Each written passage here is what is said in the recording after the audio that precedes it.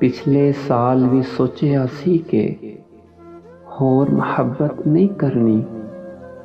दिल किसी नू नहीं देना, जान तली ते नहीं धरनी।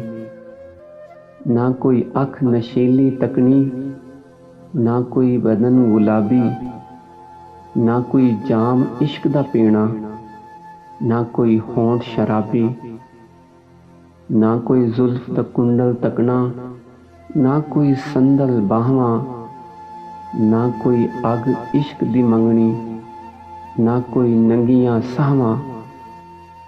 इस वारी मैं सोच रहा वां, अपने आप नू कोल बिठा के रोज एक फोटो खिंचा, अपना हाल सुना के खुद नू अपना हाल ही पुछां।